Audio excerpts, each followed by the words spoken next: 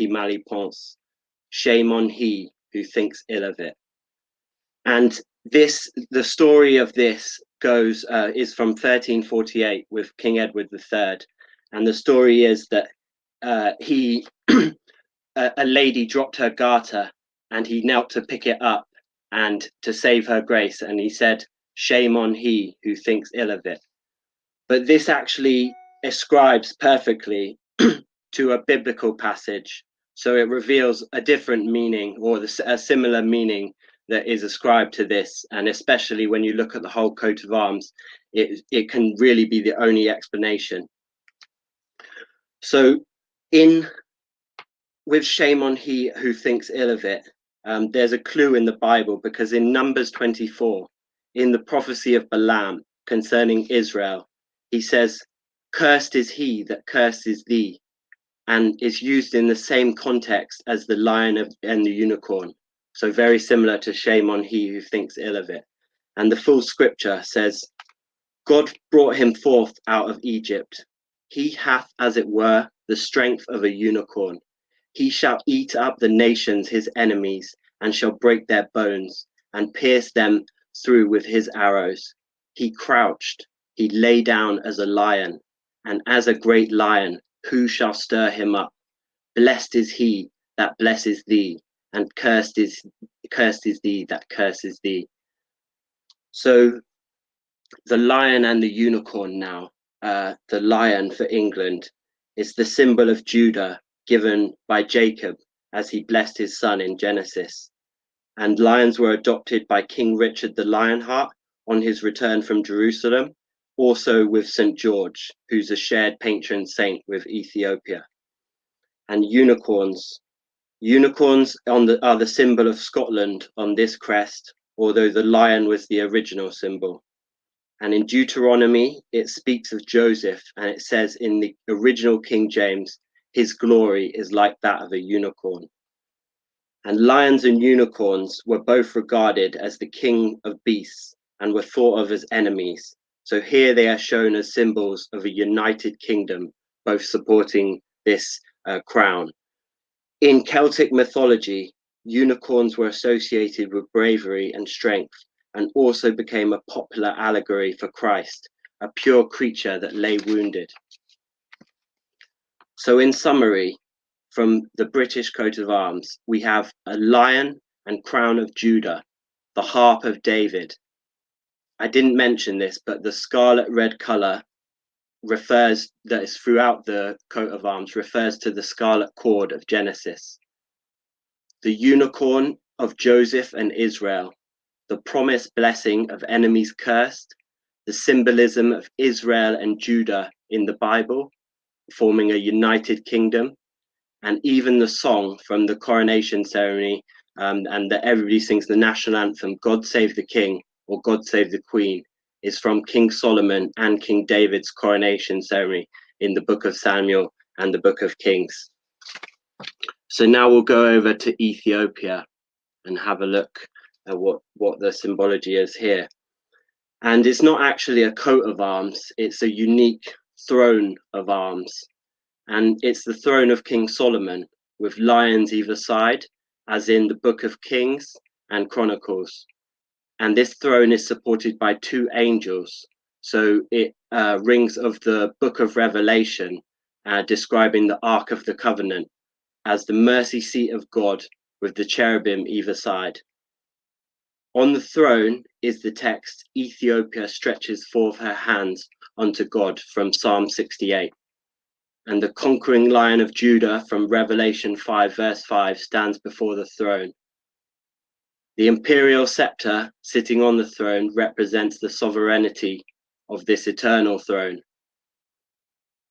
The whole scene is taking place underneath a red tent or tabernacle, which has been tied back so to be revealed, and it's surmounted by the imperial golden crown. Now this coat of arms for Ethiopia, it represents, just as Britain does, but Ethiopia's represents the biblical relationship that they have. And it's the promise that God made to David, the Davidic covenant. And it's the promise that a Messiah would one day sit upon David's throne and rule justly forevermore. So this is the throne that is depicted here. The throne is a crucial symbol, and it's to be everlasting, and one day the seat of God for the final judgment. So what does all this mean? Well, it means that in the time of Emperor Haile Selassie, at least, these two ancient Christian kingdoms were intertwined with their biblical claims. Britain's claim involves the United Kingdom, as in the kingdoms of Israel and Judah that King Solomon ruled over peacefully, and Ethiopia's is seen from the book of Revelation that is set to take place on this throne. Both coat of arms could be said to be centered on the Davidic covenant. Now, this biblical idea for Great Britain could be attempted to be written off as British Israelism, which was a religious movement that reached fever pitch in the 19th and early 20th century. And at one point, it was even said to be taking over the Church of England. However, I'm quite sure that this is not just a religious movement, but rather, when looking at it historically, can be considered to be monarchical theology. It is something that monarchs, including Queen Victoria, King Henry VIII, George I, and many others, have proudly represented. The idea that Britain was the inheritor of biblical promises and that the British people are a chosen people. And here we have the lineage of the British monarchy, from David through Solomon, Zedekiah, into the kings of Ireland and Scotland, which we'll speak about in a minute. But over here, this is the throne of King Edward, and it's based upon the throne of King Solomon from the Book of Kings. And it has the stone of Scone, or the stone of destiny, underneath. The legend goes that in 585 BC, the prophet Jeremiah, who may be Labanal or Olam Fodler in the Irish annals, at the time of the destruction of the temple by Nebuchadnezzar, took flight with the daughters of King Zedekiah of Judah, who among them was a princess called Tamar. They arrived in Ireland, where she married a high king of Ireland. They also carried with them a mysterious chest, a harp, a large rough stone, and a golden banner with a red lion on it. This coronation stone, said to be Jacob's pillow, has had a central role in centuries of British coronation ceremonies. Interestingly, His Imperial Majesty adopted this practice and arranged for a stone thought to have been from Solomon's temple to be brought from Jerusalem for the Ethiopian coronation ceremony to take place upon. The coronation ceremony itself of both Britain and Ethiopia replicates the anointing of Solomon by Zadok the priest and Nathan the prophet, and also the anointing of David by Samuel. The horn of oil and the moment of anointing is intended to be the same as when the Spirit of the Lord rushed upon David at the moment of his anointing. And here we have King James on the left and there's Francis Bacon on the right. King James I of England and the 6th of Scotland. He is the person that is responsible for the United Kingdom and the symbols as we know them, so the coat of arms. He considered himself to be the King of Israel, the unifier of the North and South kingdoms. The Union Jack flag is said to mean the unification of Jacob. His fleet of ships was styled after King Solomon's fleet of ships, and British expeditions were likened to the riches that King Solomon received from the port of Ophir in the Bible. In his publication, The Works of the Most High and the Mighty Prince James, he even styled himself as the Lion of Judah from Revelation 5 verse 5. He was eulogized as Britain's King Solomon, a lover of peace, justice, and learning. And Francis Bacon, he said to King James, he said, resembling Solomon, as you do in most respects. And for Francis Bacon, this was a very big deal as he's responsible for the transformation of King Solomon in popular culture of these Stuart times in the 17th century, from sorcerer, where if through the Middle Ages they had this idea of King Solomon as this great magician, to all of a sudden King Solomon, because of Francis Bacon, became a model scientist. And in his famous work, The New Atlantis, Atlantis, the island, is ruled by a king called Solomona. And he builds a place called Solomona's house, which was somewhat like a temple, but is more like a scientific institute. And Solomona's house actually went on to serve as the model for the real-life scientific societies, such as the Royal Society in London and others across the UK.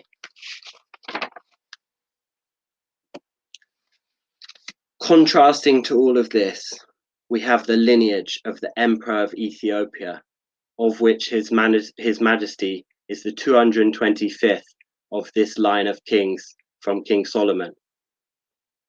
The Ethiopian tradition in the Kebra Nagast, the glory of the kings, asserts that a child was born of the union of King Solomon and the Queen of Sheba, as their meeting is told in the Book of Kings. And this child, Menelik I, when he was older, he would travel back to Jerusalem and meet his father, and with the will of God and with the eventual acceptance of King Solomon, he was chosen to return to Ethiopia with the Ark of the Covenant. Now, Ethiopia, of course, has a strong Judaic tradition that gives credence to this legend and received Christianity within a century of the time of Christ, according to the Book of Acts. The legend of Prester John, a mysterious Christian monarch, was a fascination in the Christian world through the Middle Ages and the early modern period.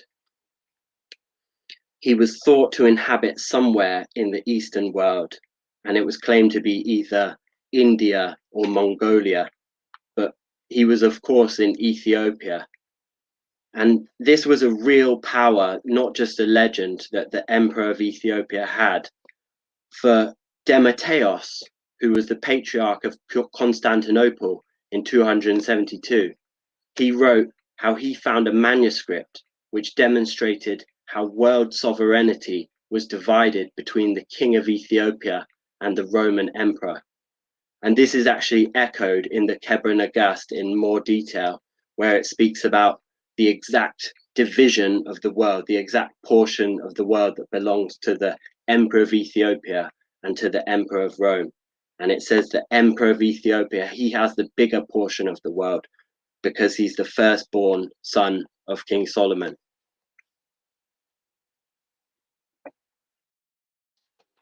And as you'll see in His Majesty's time, it was acknowledged in newspapers and spoken of that he sat on King Solomon's throne. I'm not sure how Queen Elizabeth and the British monarchy felt about that headline, but that's was commonly said about His Majesty. And in the other one, it says Selassie in Jerusalem talked like Christ.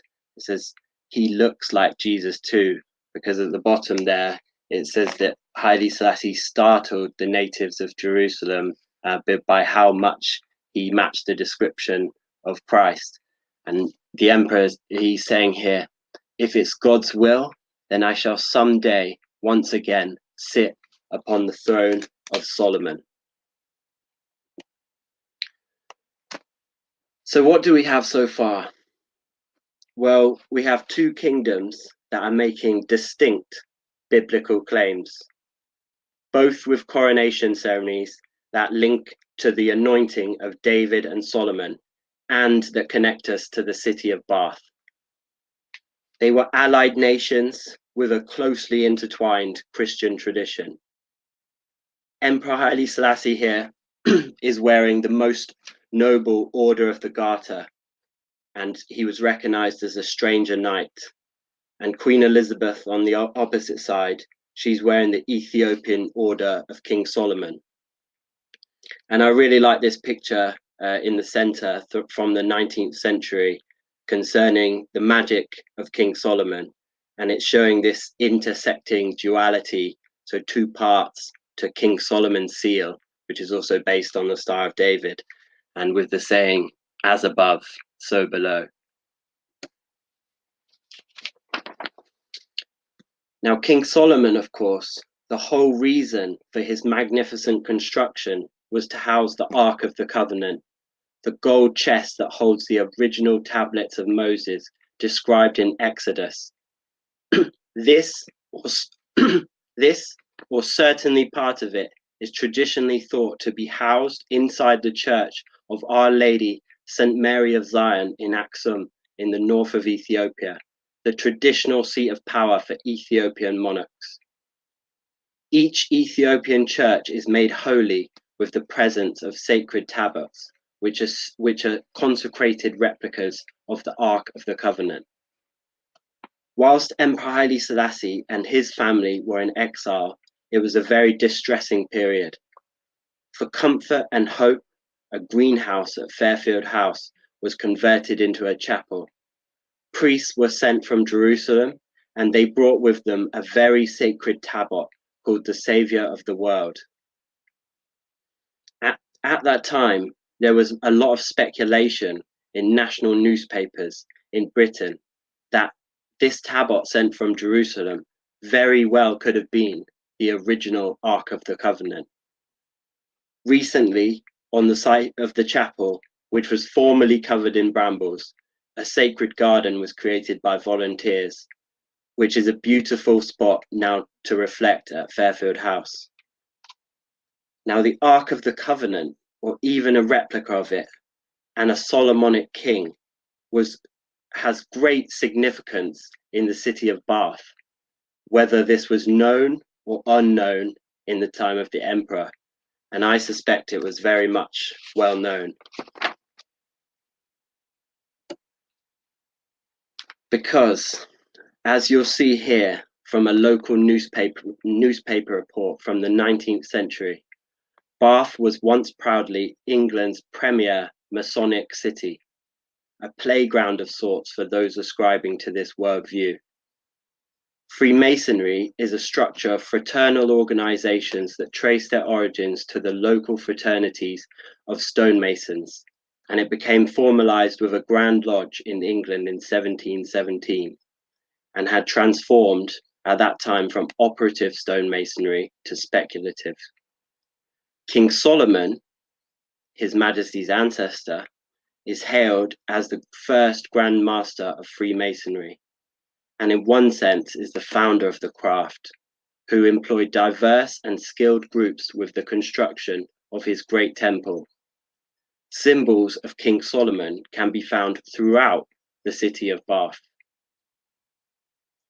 And here on the left, this is a building called the Friends Meeting House, and it was originally constructed as a model of King Solomon's temple, and it's been oriented to biblical descriptions, with no light able to enter from the north of this temple-like structure. And here, this is the famous Masonic Hall of Bath, with the pillars of King Solomon's temple represented, Boaz and Jachin, and the whole orientation of the room is reflecting different elements of the temple of Solomon and the heavens above. One feature is the different chambers as described in the Book of Kings, which are also reflected in all Ethiopian churches, with an outer sanctuary, an inner sanctuary, and the Holy of Holies. Ethiopian churches usually take on a circular shape, and as did the churches of the Knights Templar, many of the symbols of that knightly order live on in Masonic tradition.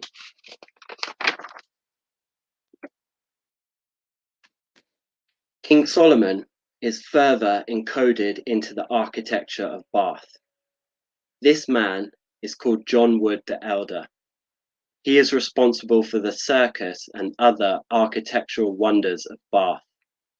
His writings and history of Bath also had a tremendous cultural influence.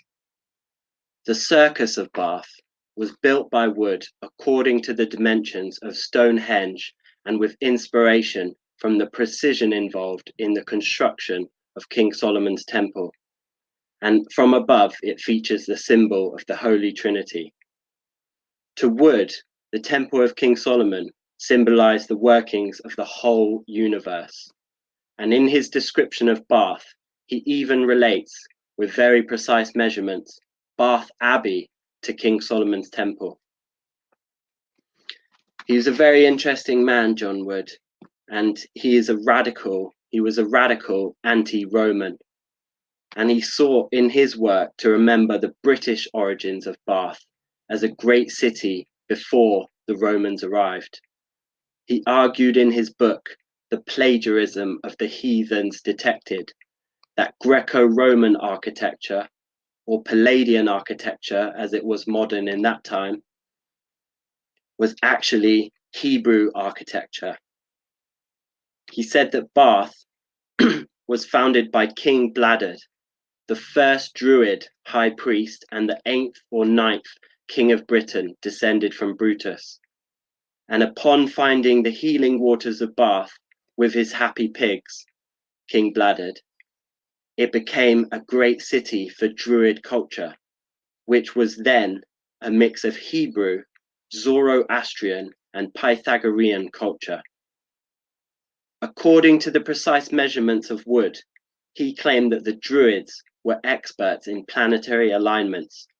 He showed this at Stonehenge and locally to Bath at Stanton Drew. His survey of Stonehenge is said to be one of the most accurate that has ever been done. And he sought with his measurements of Stonehenge to show that the measurement used for the construction was the cubit. And he, in his theory, he thought that it was built by Druids to reflect what they knew about the Second Temple of Jerusalem. But this was a very hot topic of the time, with theories about Stonehenge, and other investigators such as Isaac Newton and William Stukeley, they claim that Stonehenge was actually the precursor or the ancestor to the First Temple of Jerusalem.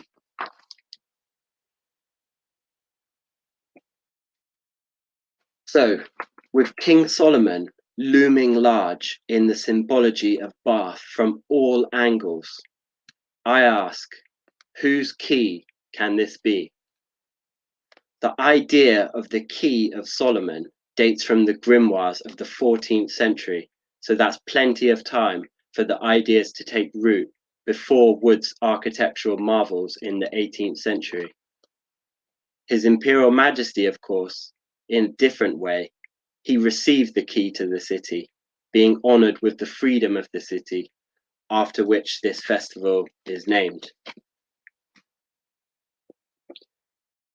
And the symbols of King Solomon continue, because this is the botanical gardens in Royal Victoria Park, and this is somewhere where His Imperial Majesty used to walk on a daily basis.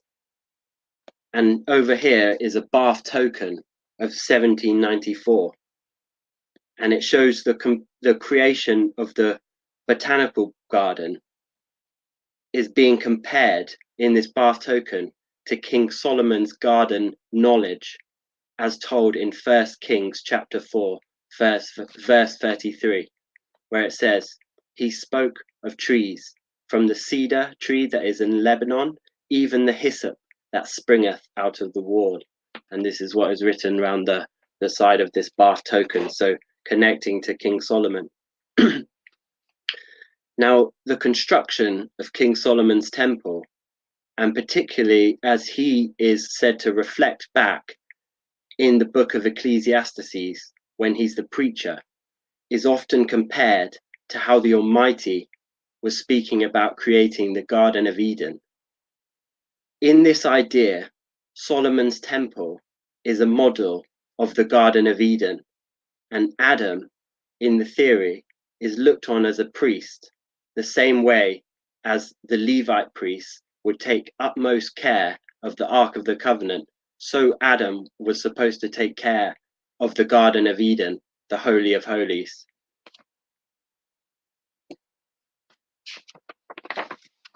And this again takes us to the land of Ethiopia. For coming out of Eden is a river, and it splits into four. And the second of those rivers is the Gihon. And this river encompasses the whole land of Ethiopia, according to Genesis.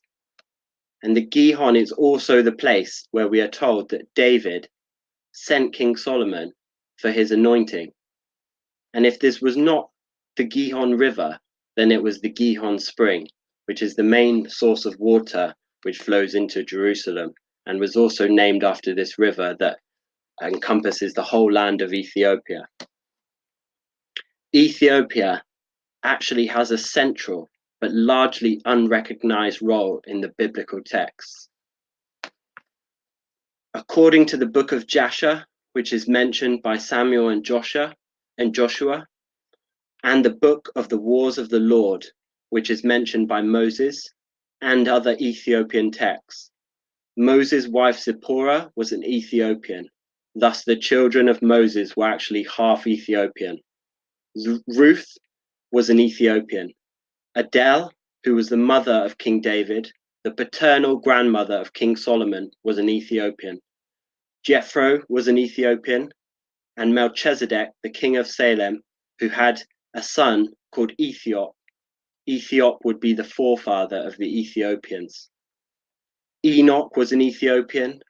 The prophet Jeremiah, who's so important in the British monarchical theology because he escaped the destruction of the temple with a priest with a princess of royal blood. He is an Ethiopian. Balaam, the pagan prophet, was an Ethiopian. Jesse was an Ethiopian, and the wise men, or magi, who arrived at Christ's birth were all Ethiopians and descendants of Melchizedek. Another mention of Ethiopia in the Bible is in the Psalms, and it's in more of a prophetic sense. And this can be found in Psalms 87. It says, I will make mention of Rahab and Babylon to them that know me. Behold, Philistia and Tyre with Ethiopia. This man was born there. And of Zion it shall be said, this and that man was born in her, and the highest himself shall establish her.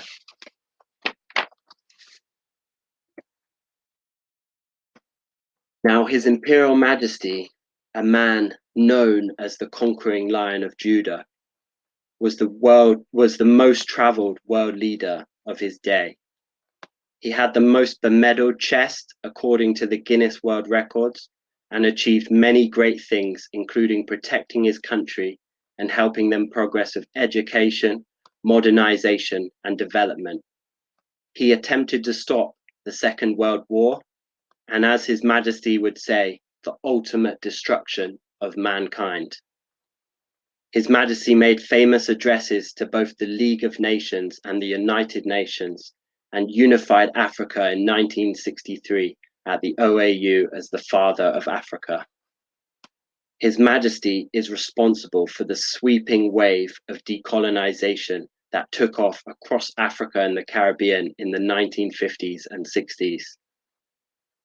Arriving in the Caribbean, and especially in Jamaica, he was greeted with an overwhelming show of support.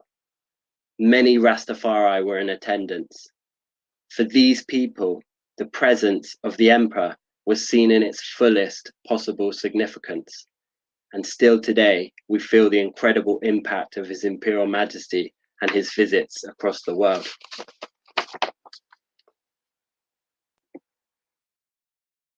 Of course, making a great fuss of someone special visiting is not an uncommon story in Britain either.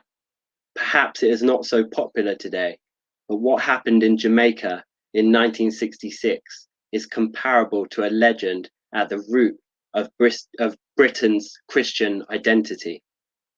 It is the belief that a young Jesus Christ, during his lost years, arrived with his uncle, Joseph of Arimathea, on a trading voyage. Joseph of Arimathea is said to have returned shortly after the crucifixion and to have founded the first Christian church on what became the site of Glastonbury Abbey. St Dunstan, who was responsible for the first English coronation ceremony that would have influence in Ethiopia also, was also an abbot at Glastonbury.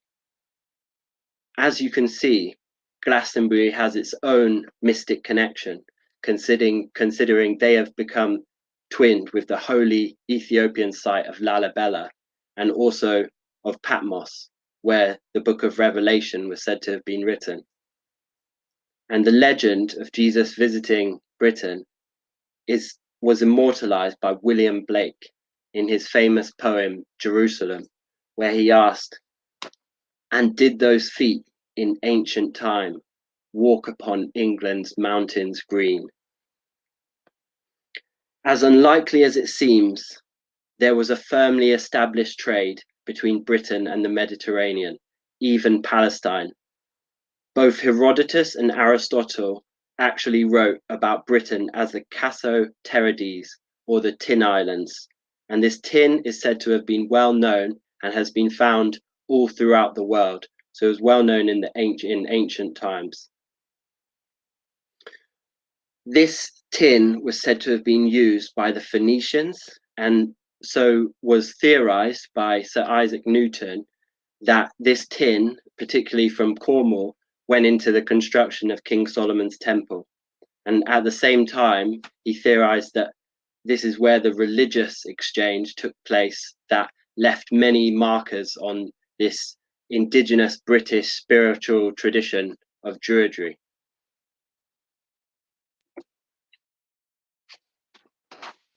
And it's not just Glastonbury that has this legend, as you'll find it all throughout the southwest of Britain.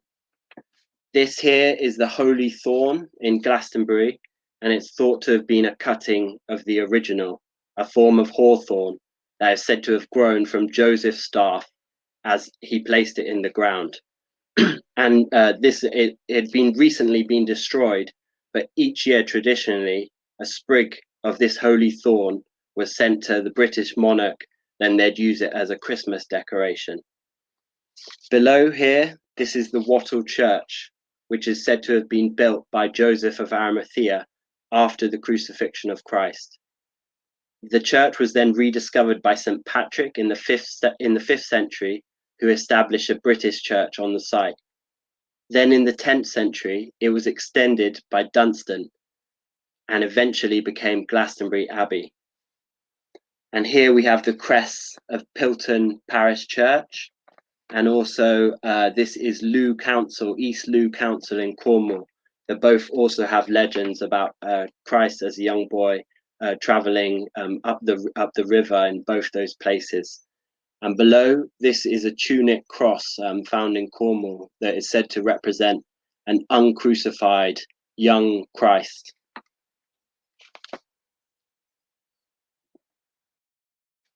However, although Glastonbury and Cornwall may take centre stage in the old legends, it's only the city of Bath that is able to make this grand claim that is set to have a huge influence in the modern day and in the future world.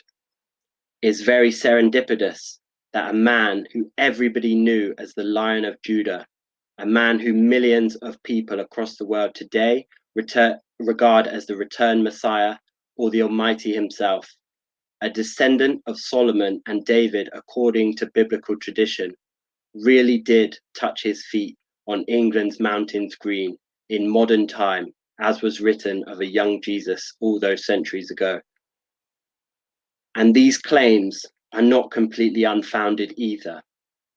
Though His Majesty always sidesteps speaking directly about this topic, giving cryptic answers, clues as to exactly who His Majesty Emperor Haile Selassie was telling us he is can be found easily if you are looking for them.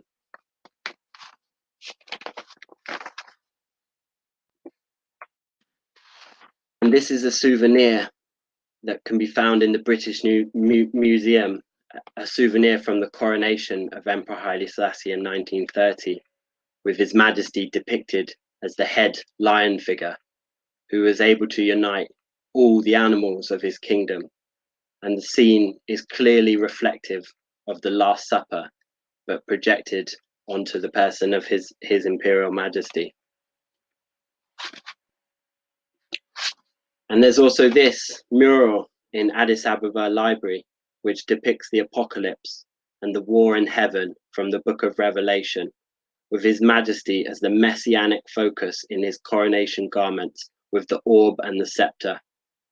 It is a common scene that is depicted in churches and cathedrals across the world, traditionally with the figure of Jesus Christ in a similar central position in the end times as we know it, but usually wearing very similar garments with the orb and the scepter.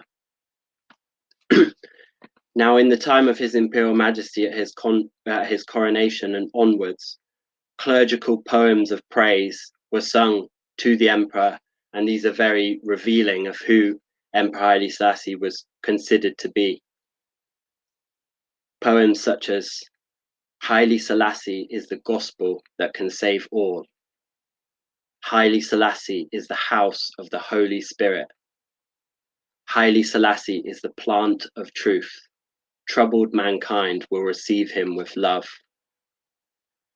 And in case you may be thinking that this is just a Rastafari interpretation of these occurrences, well, in the time of His Imperial Majesty, there are hundreds of testimonials from non-Rastafari that had unique mystical experiences and wrote marvelous things after being in His Majesty's presence. These are but a few of those testimonials. British diplomat Sir Edwin Chapman Andrews, he said, "I distinctly recall his features, serene with something of a mystical quality about them. His eyes in particular, I remember at the time they seemed to be purple. He seemed a majestic figure, and there was a divinity about him that doth hedge a king." Or Professor Ajay Man Singh of the Indian Agricultural Research Institute, he said,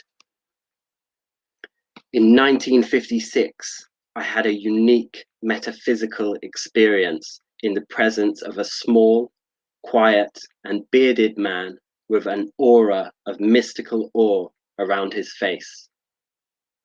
I saw universal love and care flowing down his face. I later learned that this person was His Imperial Majesty, Emperor Haile Selassie."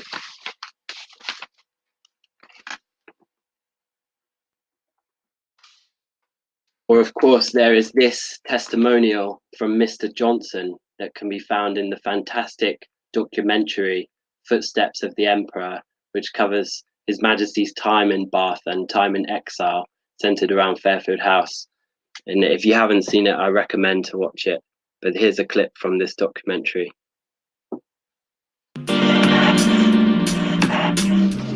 I was walking with my sister in the Victoria Park, and I looked up. There was a man coming towards me, which I found very striking. He was immaculately dressed, but he was quite small, but very, very powerful. Great sense of energy coming off him. And he walked up to us and spoke to us, and with great charm. He had a very gentle, quiet voice, very quiet. He patted me on the head, and I can remember to this day the sense of being in the presence of someone who was more than a man. His eyes were very powerful, very dark, but very truthful. There's a sense of truth, honesty, perfection. And this is a memory that stuck with me all these years. And I'm pleased to have met him.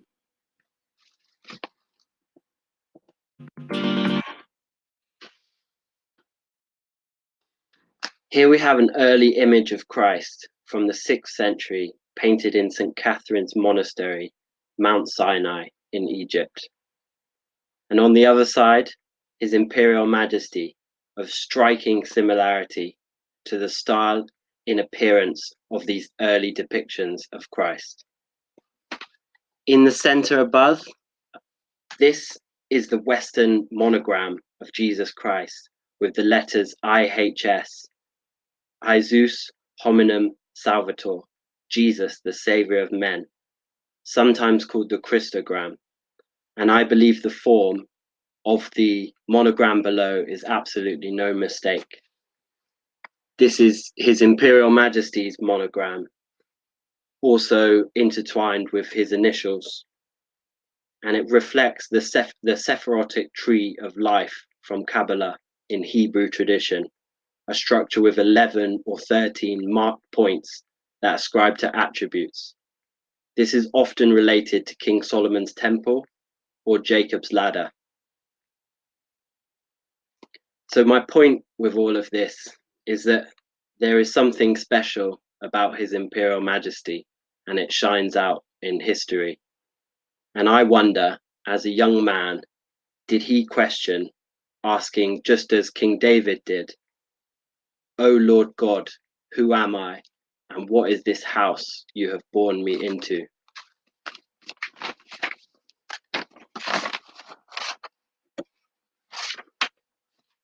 The whole story of the Ethiopian royal family in Bath is very unique, as Empress Menen, who herself was a devout Orthodox Christian alongside His Imperial Majesty, can trace her lineage directly to the Prophet Muhammad, as you can see here. Combined with His Imperial Majesty, this is a further holy union. Of course, the King of Ethiopia gave shelter to the followers of the Prophet Muhammad early in the first migration of Islam.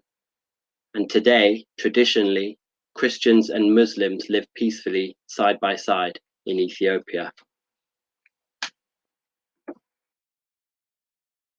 So, reflecting on this journey and these deeply intertwined mystical connections, my message is, this man, the King of Kings, the Lion of Judah, and the Emperor of Ethiopia, the living embodiment of the wisdom of Solomon, whose symbols surround us, chose this place, the city of Bath, to be his sanctuary and strategic outpost for liberating his ancient nation and fighting against fascism in a very perilous time. He was not only on a mission to elevate his people, but all of us, speaking as the conscience of the world.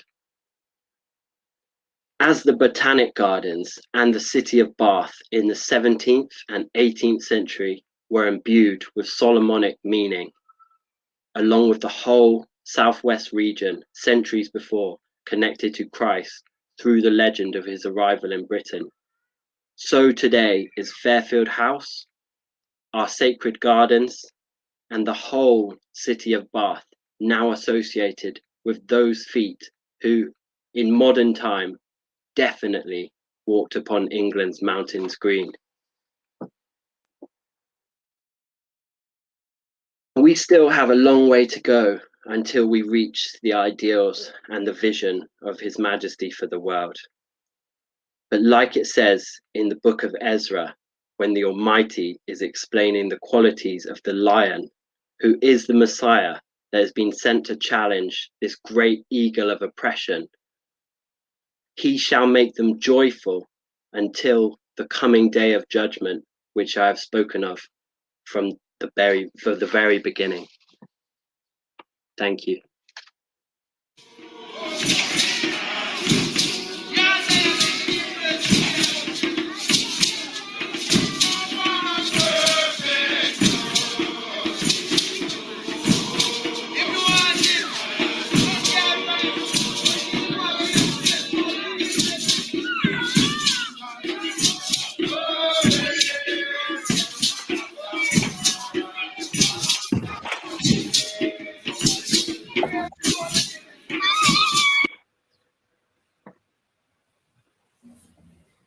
Fantastic. Fantastic. Thank you very much, Ras Benji. Indeed, I'm sure, as I expected, so much to take in there.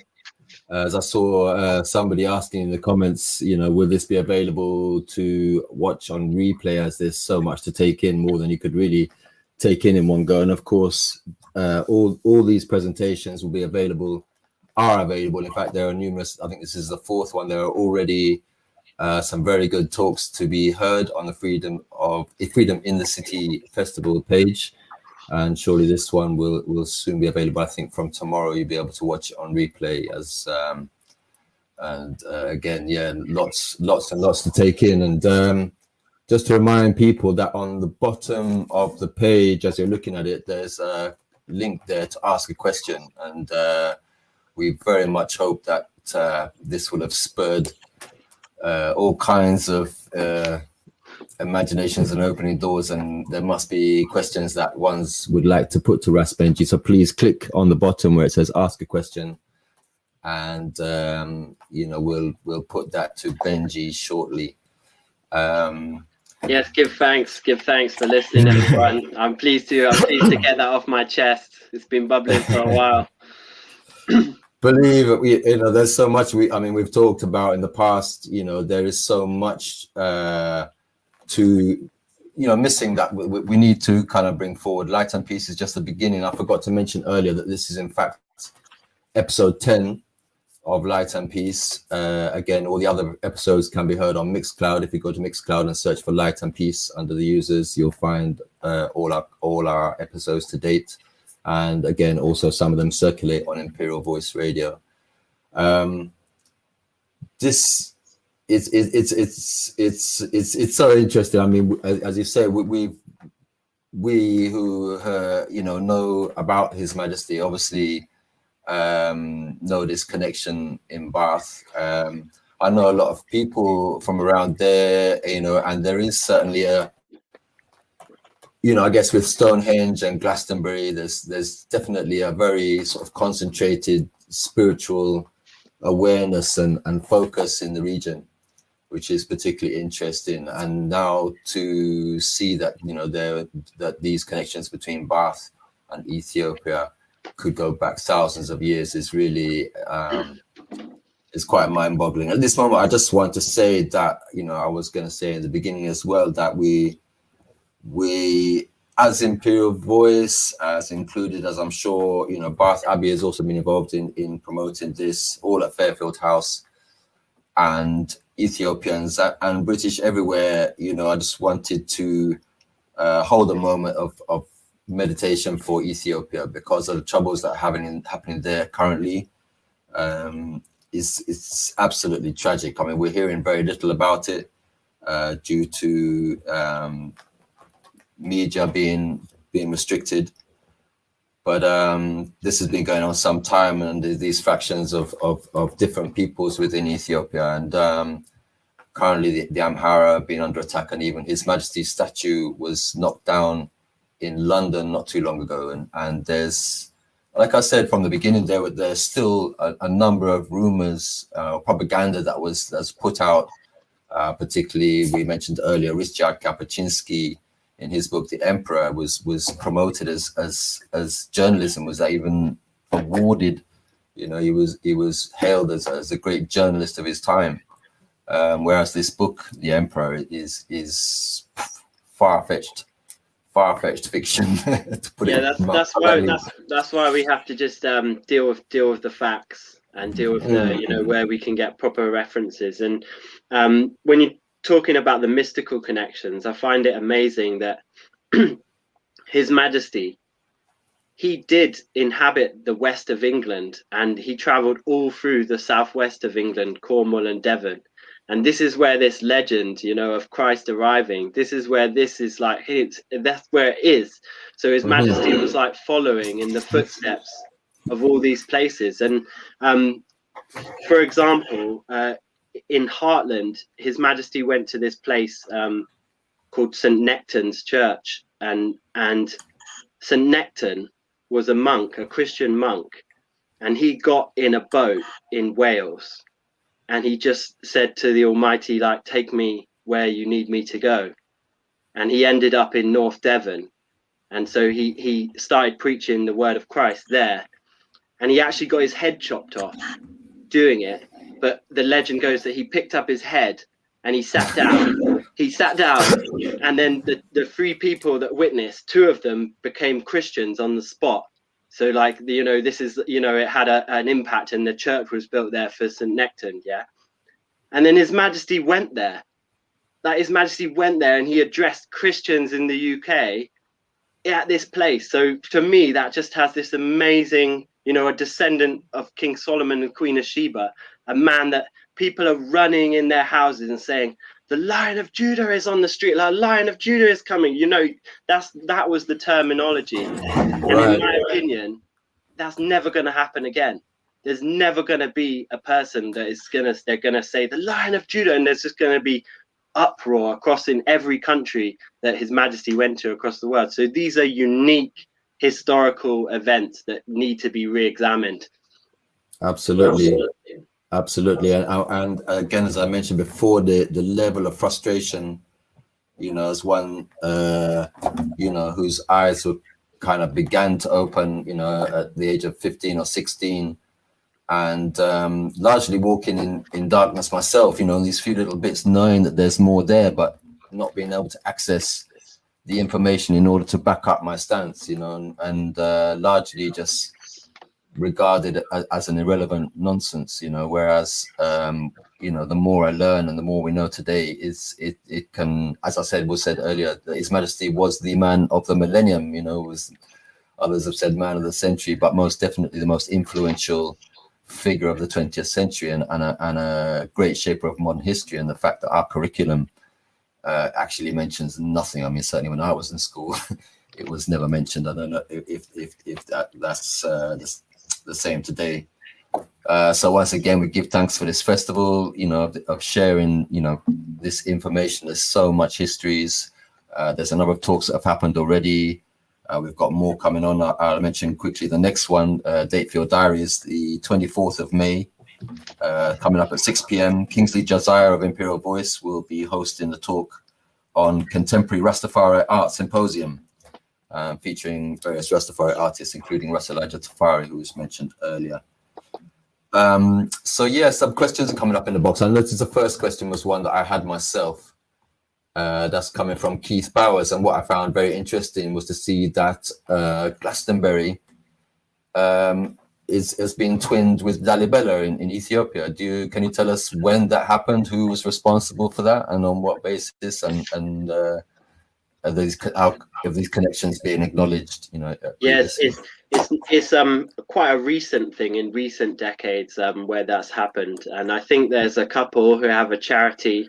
I don't know the name of it, unfortunately, but in Lalibela, and I think that they've been involved, and they, you know, through their connection, it was proposed that Glastonbury become twinned with Lalibela, and I think it's amazing because you know, as a spiritual place, when you're there, and people, you know, when they're going up the tour, they're going on pilgrimages. So in Lalibela, that's what's happening all over the place, and yeah, there's this legend about the Glastonbury zodiac. So the whole of Glastonbury and the surrounding area is set out like the zodiac. So with all the signs and symbols of the zodiac. In natural geology, or in man-made? Well, I think it's to do with the ley lines and things, but I think it's been enhanced. I don't know, but I think it's been enhanced, kind of man-made structures, or you know, like a hillside would be kind of carved to set out, you know, this zodiac.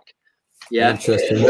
So let me tell you, the Lion of Judah is the entrance to this celestial journey, just out from a town just outside of Glastonbury, and I find that amazing. You know, in what way? Well, because it's said to take you.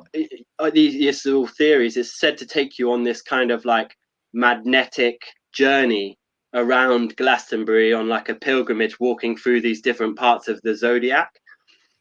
And the Lion of Judah is the entrance to this journey that you go on through the celestial realms, and I think it takes you up to the tour and things. The Lion of Judah, I mean, that's not a zodiac. You mean the Leo, the lion, Leo representing the lion. I got you. Sure. I mean, I just want to come the back. first day of Leo. the first day of Leo is the 23rd of July, and that's Emperor Haile Selassie's birthday. So, yeah, there's all kind of mystics.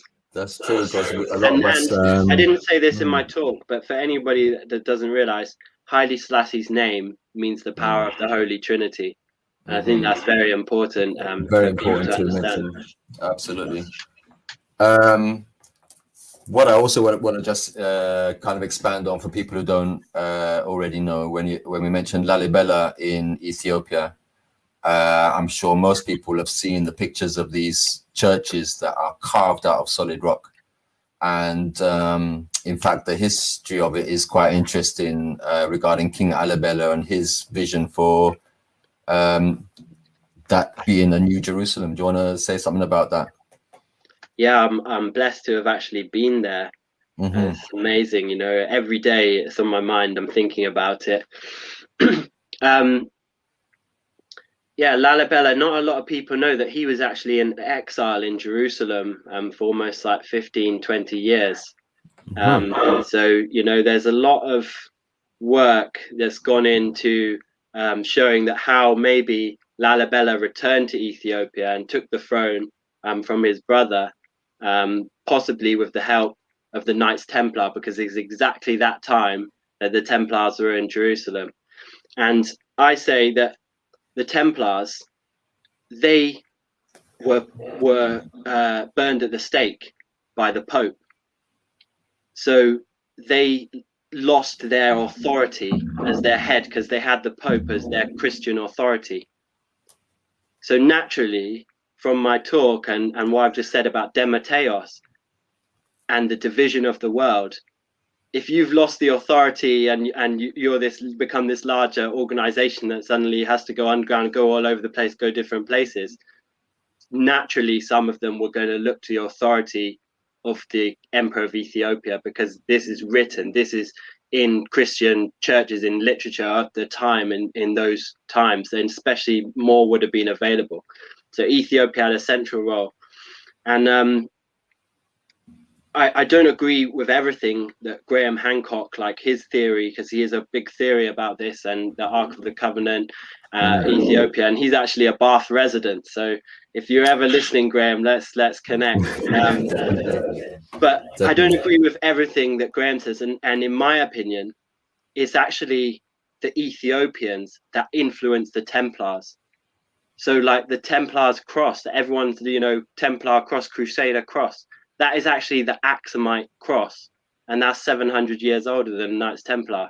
So I think that the influencing has gone on the other way, whereas the Ethiopia has put on a large influence on this Knights Templar tradition. And then from that, you obviously have, once they've gone they've gone underground, you have organizations that spring up that have some of the symbology and some of the rhetoric of the Knights Templar that may be connected or may not be. But as I said, Ethiopia has this central authoritative role. Just something else I wanted to say, because you did mention, obviously, with the Knights Templar, and then you were also mentioning Freemasonry. And for a lot of people, you know, as we go through, you know, these have become quite dirty words in this kind of idea that, you know, that it's Freemasonry that is involved in all these kind of secret societies and shaping the world we live in. But you know, since knowing you, I know that you have looked deeply into the world of Freemasonry, and as you were saying, that a lot of it is based upon this Solomonic wisdom. I just wanted to touch, you know, to clarify what you just said there about the Knights Templar, that they, to begin with, they were an order of Rome, because of course we associate them with having come out. Believe they began their campaign from here, where I am in Oxford. We have the Templar Square still, and they were known for their great crusades, which are obviously a negative legacy of this Christianity as it was put out by Rome. But you said so the division, where they divided from Rome, where they became, at what point did Rome start ostracizing them and persecuting, even executing them? Well, it was the King of France who then teamed up with the Pope, and I think the Pope is also stationed in France in that time.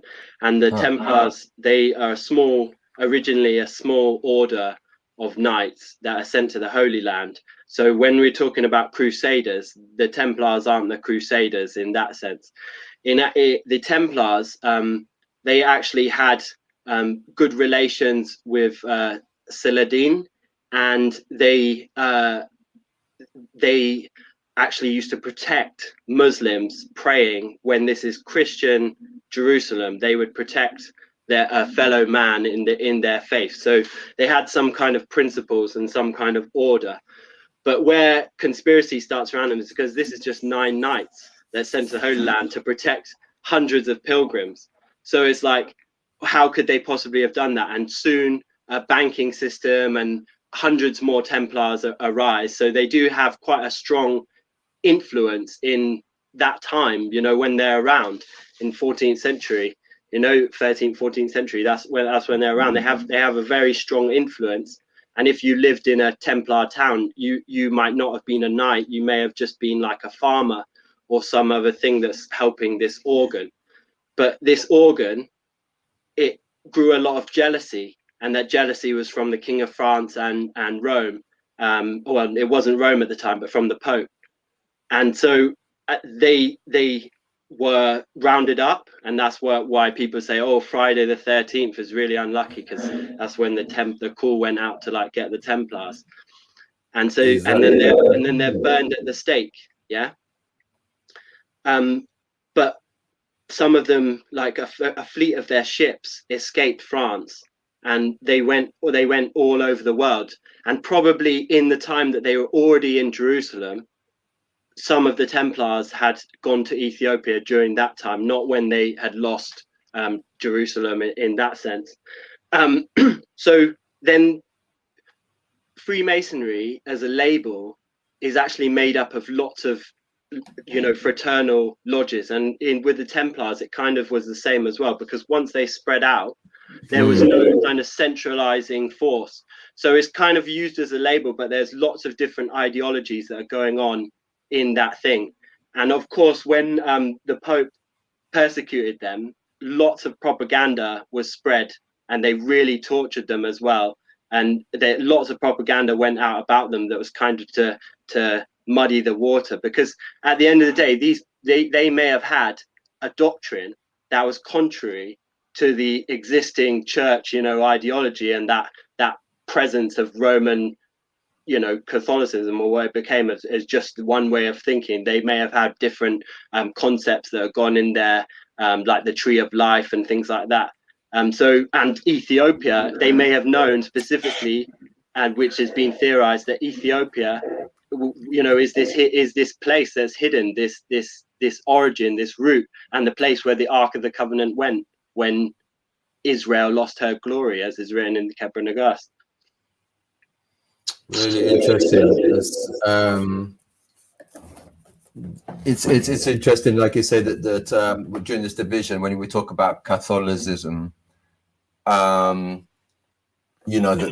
Spanish Inquisition and this, it seems like that version of Christianity was really aimed at kind of taking away one's sovereignty and giving it all to an outside entity, come to the church and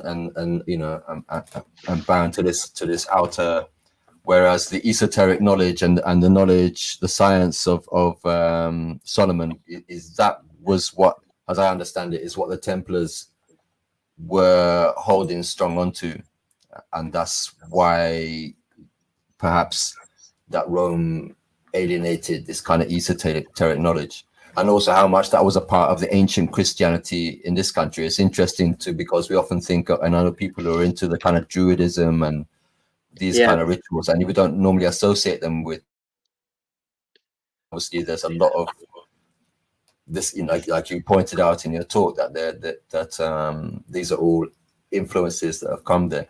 And a couple of the questions that have come up to that just also that Somebody ex-Cooper wanted to know, was interested in more links between the Zoroastrians and the Emperor story. I don't know much about the Zoroastrian myself, and someone else has asked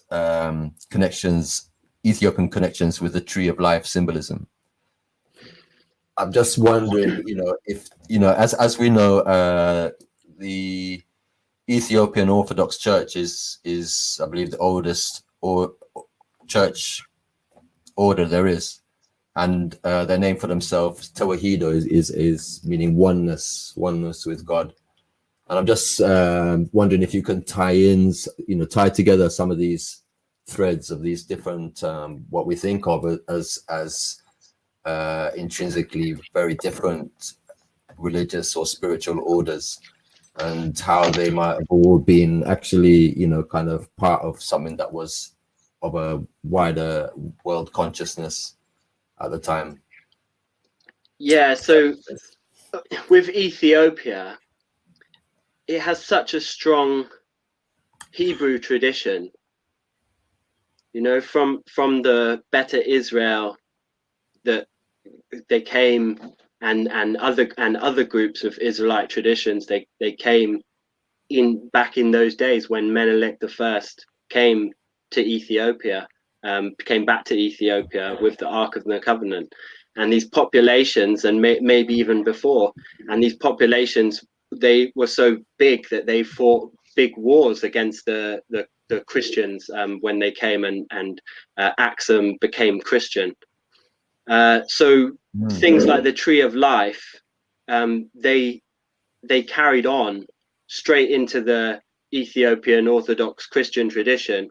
In many different ways. It could be like the shape of not the round church, but there's other shapes of churches, and in many, or in an Ethiopian churchyard, they have sacred trees and things like this. So in different ways, these ideas could remain as the kind of religious ideology is developing and moving along.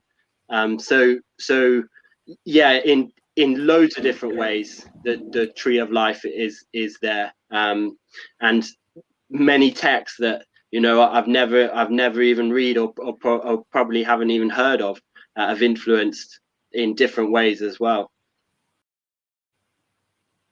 Interestingly, a friend of mine sent me that link again to that documentary about the church forests in Ethiopia, that these churches have traditionally maintained themselves, a forest around themselves, as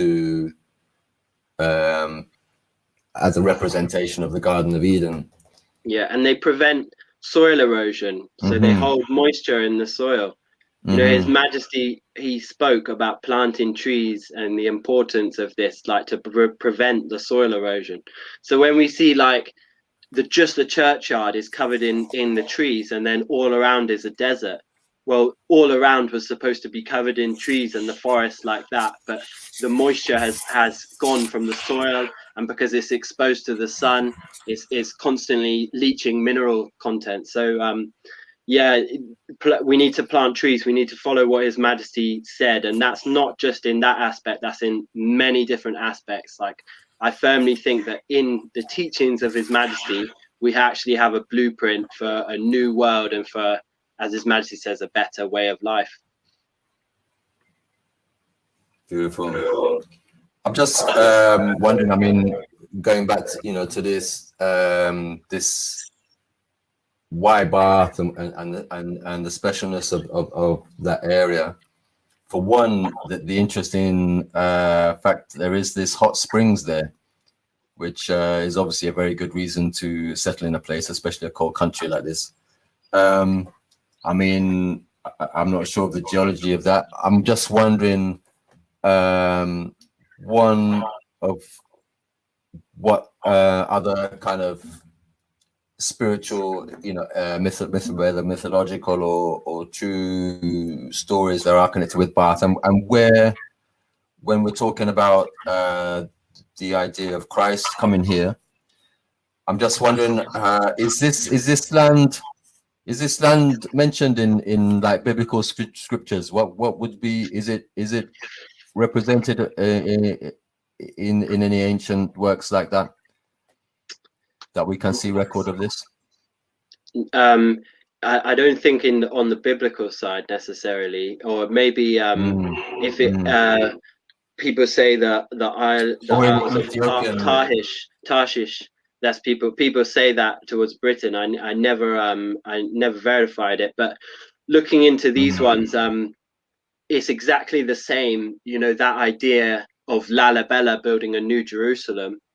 This is what King James and others before him were attempting with Great Britain.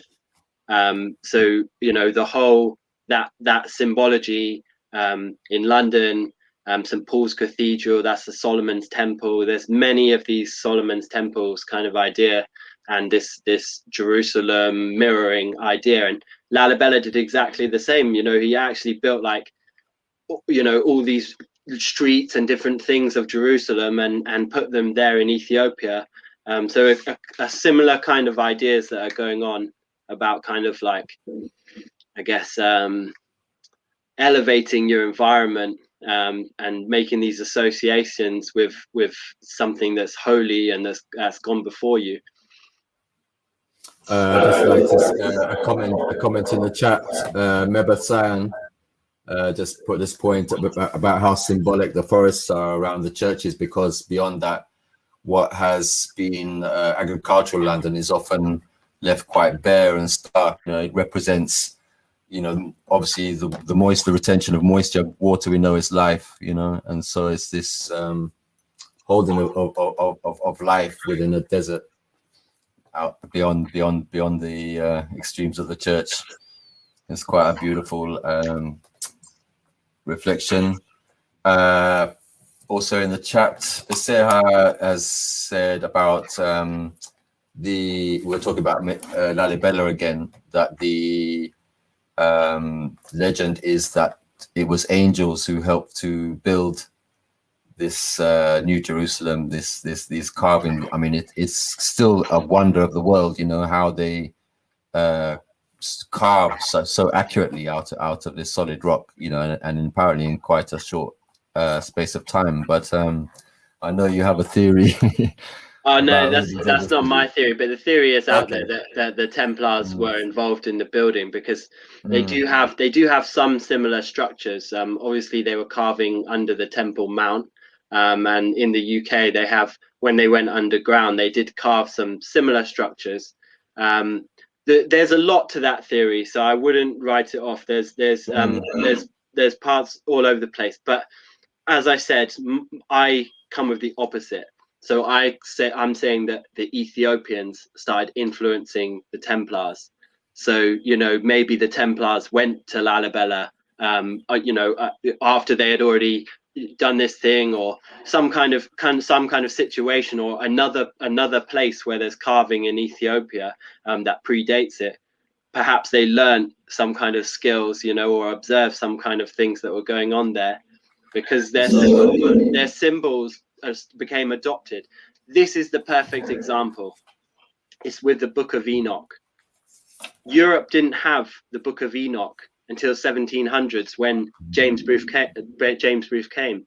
But they did have the Book of Enoch, because in the Masonic traditions, everything was based on Enoch, in the ritual, in certain parts. So it already existed, and that must have come from the Knights Templar. So the Templars had the Book of Enoch and had knowledge of that, but that was one of the things that was lost. And then it returned again in Ethiopia. So, you know, they probably had something along the lines of the Kebra Nagast. But, you know, that document with the authority of the world, something along those lines, they would have realized about Ethiopia, and hang on, this monarch has a great place. And, you know, His Majesty and all the emperors of Ethiopia, they're sitting on this heritage. There's the one title that the emperors used to wield is the Emperor of the World. If the Emperor of Ethiopia would use the title the Emperor of the World, you know. So they're actually sitting on this heritage. And for anyone that thinks as well that the Lion of Judah cannot be the symbol of Emperor Haile Selassie. Some people don't think that the Emperor of Ethiopia would ever project himself, as King James did, as the Lion of Judah.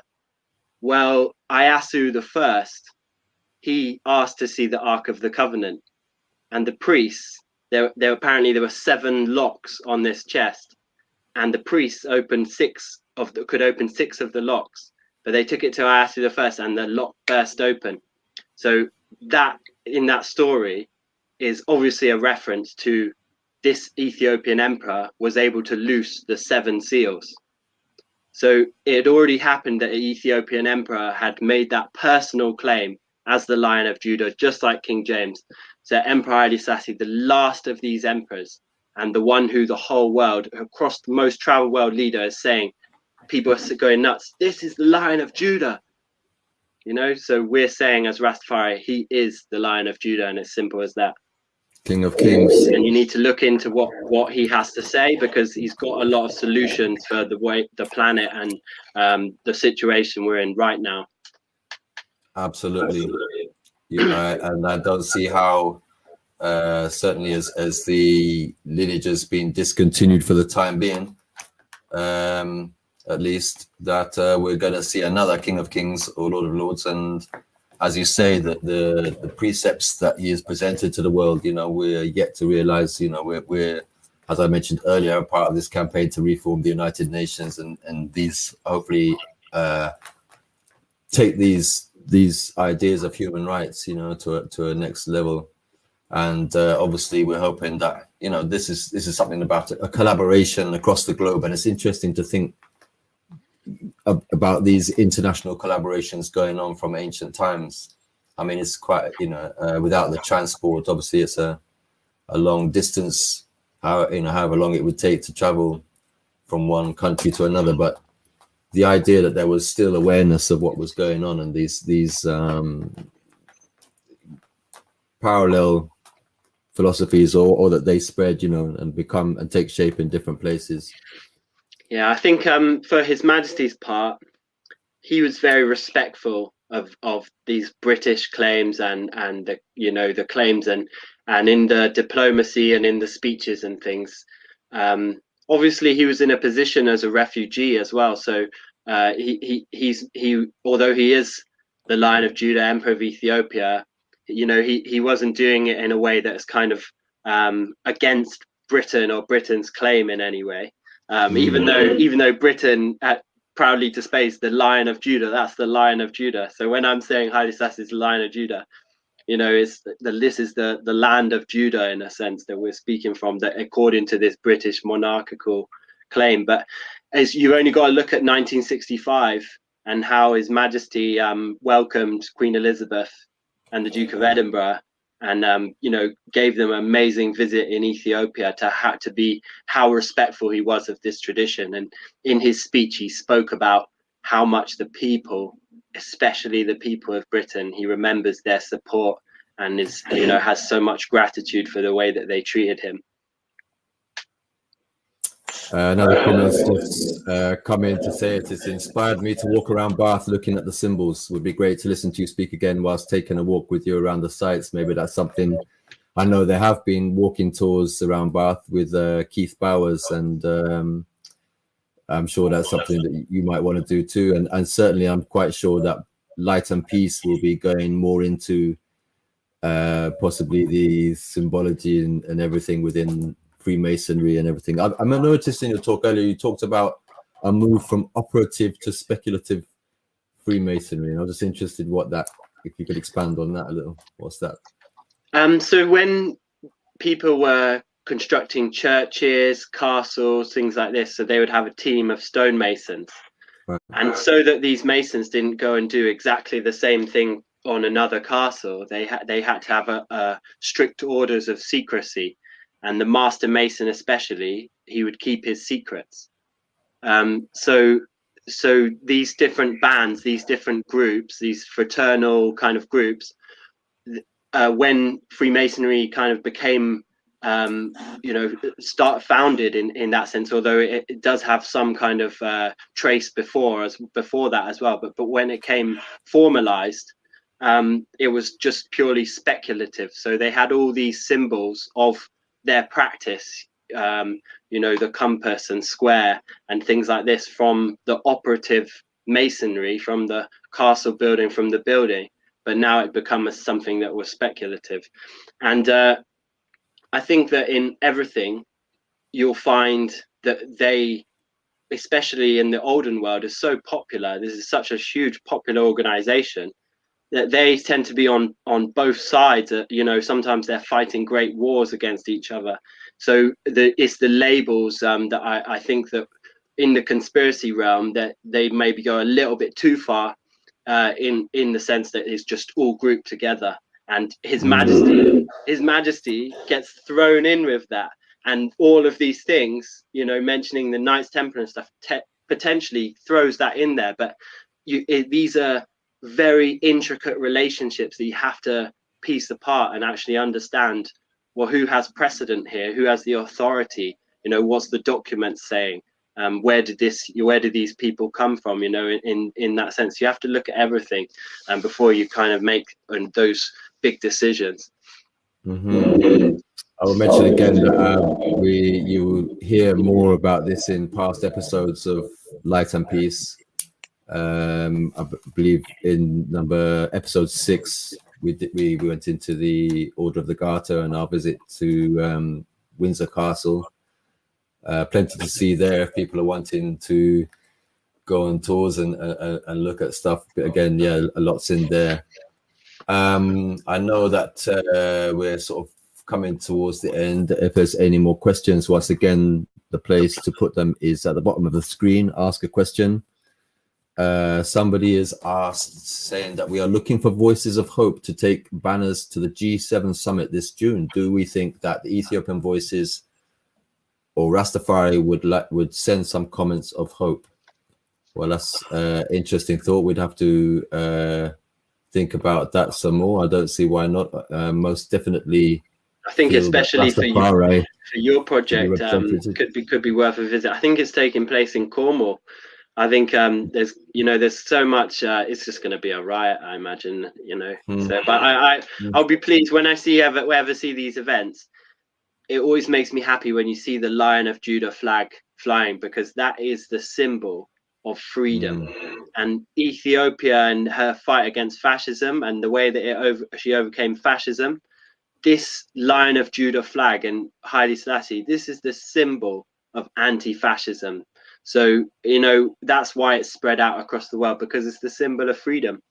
And an ancient symbol as well, very important. So it lives on with Rastafari because they tried to wipe Haile Selassie and his family off the face of the planet. And so all those symbols and stuff, they live on with Rastafari, and they're still here today because we champion them. As Prince Michael often gives credit, yes, exactly. And as I said, started off by saying he's quite simply been removed from our history books, quite amazing. In fact, when just a few decades ago, he was the most famous, most bemedaled, most loved, man in the planet, and recognized, as you say, for standing up for these rights, and the first victim of fascist aggression, and like you say, was the one who started this resistance and this war. So, as I like to say, leading up until the time when England and others got involved in this battle, Fairfield House was the HQ for the resistance against fascism. So I always keep that in mind, as well as part of Imperial Voice. What a symbolic and significant fact that is. So yes, just as the chat is going on there, people can see in the chat box. You can see a full listing for all the other events going on in this festival. It goes on till October. We've also got the Facebook page there. And don't forget, on the 24th of May is the next event, which is a contemporary Rastafari art symposium with Kingsley Josiah, featuring international artists and speakers. So don't forget to book for that on the same Crowdcast page, and this as well as others can be seen on repeat or watch back if you've missed it. I'm sure, as I said, there's so much to take in. I'm sure there'll be more questions, but we'd have to come and visit again on another Light and Peace episode. My thanks once again, Ras Benji, and to all the organizers. It's been an honor and a privilege, and I really hope that I cannot see how it would fail to open some doors and arouse interest, for what has for so many just been discarded as something illogical and no reason to go there. But obviously we know, and we're glad to be getting to a point now where more and more people are beginning to understand, and we pray once again that Ethiopia will begin to remember, his Imperial Majesty was for all of humanity, It was for upgrading and defending the whole of Ethiopia, to bring it together in order to resist this encroaching, colonialism. It was the last remaining free territory in Africa, and if had that fallen, that would have been the entire continent under colonial rule. Give thanks for His Majesty's leadership that managed to hold, the whole of Ethiopia together to resist that. And also to embrace, the conscience of the world, as we said, we spoke for and to the conscience of the world. So yes, once again, we hope that all in Ethiopia can, we've all been subject to propaganda. We've all been grown up in a system. Every government in the world will want to tell you its story, that and keep out the bits that they don't like, So I think everybody in the planet has a responsibility to look deeper than the mainstream narrative, and as we go into that, I'm sure we find, again, that we are of one root and we have one common sense of morality. His Majesty talked of international morality, and I pray that we can get back to this understanding. Blessed love to all our listeners. I hope it's been give thanks, everyone. Thank you for listening. It was an honor. Rastafari. Blessed love. Give thanks to the engineers, Mr. Benny and Sean, Dr. Sean Naphtali Sobers, and again, all the organizers, and for everybody who's taken part, and for all those listening or watching in the future. God bless. Rastafari. Rastafari. Blessed.